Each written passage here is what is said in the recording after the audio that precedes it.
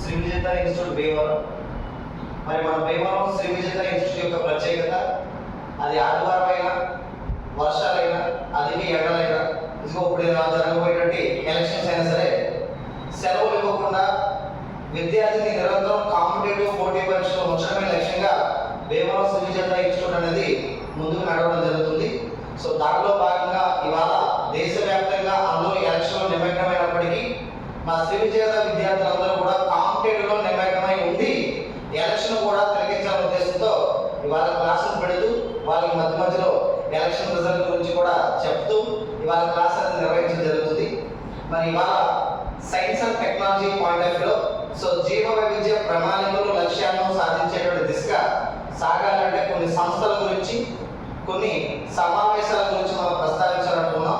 So అందులో భాగంగా మనం కొన్ని సంస్థల గురించి చూసాం. సో జీవ వైవిధ్య రిలేటెడ్ సంస్థలు మనకి ముఖ్యమైన సంస్థలో మొట్టమొదటి సంస్థ ఏదమ్మా? యునెస్కో సంస్థ. ఈ యునెస్కో సంస్థ ఎప్పుడు స్టార్ట్ చేశారు? 1945. తర్వాత మనకు ముఖ్యమైన సంస్థ IUCN.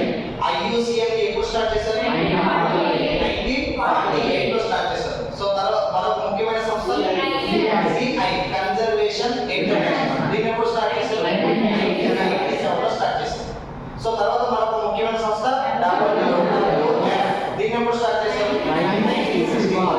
అయితే ఇక్కడ IUCN WWF కలిసి ప్రారంభించిన ఒక కార్యక్రమం పేరు ట్రాఫిక్. ఏ కార్యక్రమం? ట్రాఫిక్. సో ప్రపంచవ్యాప్తంగా పర్యావరణ వాణిజ్యాన్ని సో సంరక్షించడం కోసం ఏర్పాటు చేసిన సంస్థ మనకి ట్రాఫిక్. అలాగే మనకి ఈ WWF, IUCN మరియు యునెస్కో కలిసి ఏర్పాటు చేసినటువంటి మరొక కార్యక్రమం పేరే GMA. So global mangrove alliance అనేటువంటి కార్యక్రమం. మరి చిత్తడి నేల సంరక్షణ కోసం ఏర్పాటు చేసిన కార్యక్రమం అమృత్ ధరోహర్ అనే కార్యక్రమం. మరి భారతదేశంలో ఉన్నటువంటి పర్యావరణ ఆస్తులు కానీ, ఆ ఆస్తులకి కలిగేటువంటి నష్టాలు కానీ, వీటిని పరిష్కరించే కేసులు కానీ చూడడానికి ఏర్పాటు చేసుకున్న భారత ప్రభుత్వ సంస్థ పేరు NGT, అంటే నేషనల్ గ్రీన్ ట్రిబ్యునల్. సో ఈ నేషనల్ గ్రీన్ ట్రిబ్యునల్ లో ఉన్నటువంటి సభ్యుల అర్హతలు, సో వారి యొక్క తొలగింపు విధానాలు, వారికి ఉండేటువంటి అధికారాలు అన్ని కూడా మనం చూడడం జరిగింది. మరి మన సమావేశాల్లో భాగంగా మనం మొదటి అంశం చూస్తే ధరిత్రి సమావేశం. సో ధరిత్రి సమావేశం అందరికీ తెలిసింది 1992 బ్రెజిల్లో జరిగినటువంటి రియో డి జనీరో సమావేశం.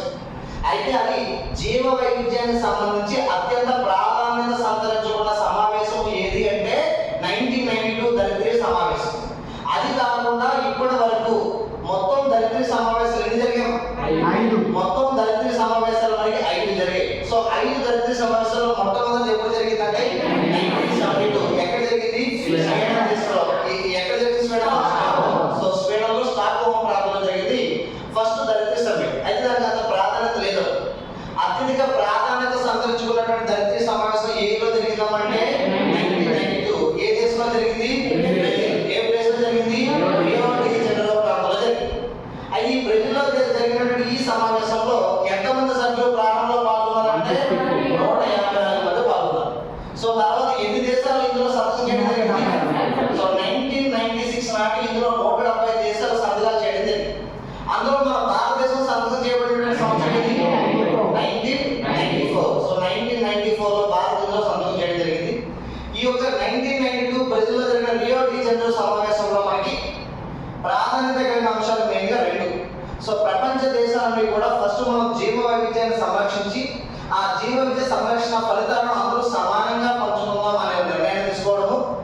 రెండవది, జీవ వైవిధ్య సంపద ప్రపంచంలో మనకి తెలిసిన దానికంటే తెలియదు చాలా ఎక్కువగా ఉంది.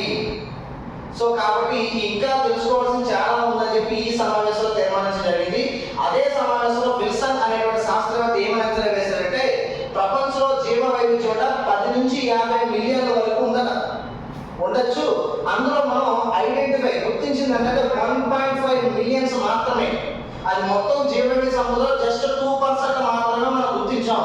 ఇంకా మనకు తెలియాల్సింది చాలా ఉంది. తెలిసిన దానికంటే తెలియదు చాలా ఉందని ఏ సమావేశంలో మనకు తీర్మానించారంటే 1992 ఎర్త్ సమ్మిట్ లో మనకు తీర్మానించారు. సో ఇంత ప్రాధాన్యత సంతరించుకున్న ఈ యొక్క 1992 నుంచి ఇక్కడి నుంచి ప్రతి 10 సంవత్సరాలకు ఒకసారి ధరిత్రి సమావేశాలు నిర్వహించాలని తీర్మానించడం జరిగింది. సో దాని ప్రకారంగా 1992 తర్వాత మన నెక్స్ట్ ఎప్పుడు జరిగిందంటే 2002 లో మనకి